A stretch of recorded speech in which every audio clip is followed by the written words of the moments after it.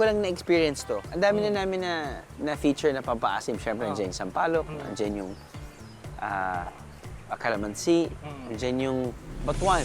Batuan. Yeah, batuan. Batuan. Ito naman, singkamas. Siniguelas. Ay, singkamas. Siniguelas. Pampaasim din kasi yung singkamas.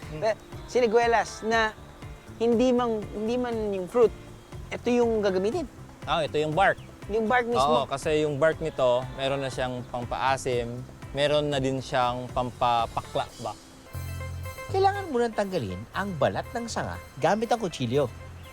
Kapag nakikita na ang loob ng bahagi, gagamitin na ito ng kutsara para kayurin. Paano mo ginagawa yun via spoon?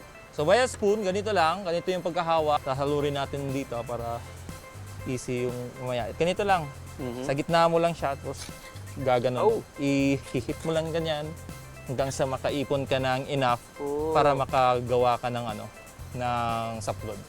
Ay, di handa ako dyan. So, pwede ko ba subukan din? Sige. Ganun talaga. Sabi nila, ang tunay na biyahero parating may baong spoon.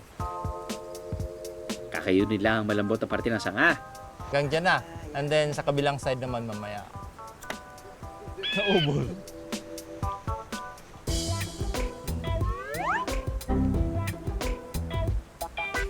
Bakit ko ginawa yun?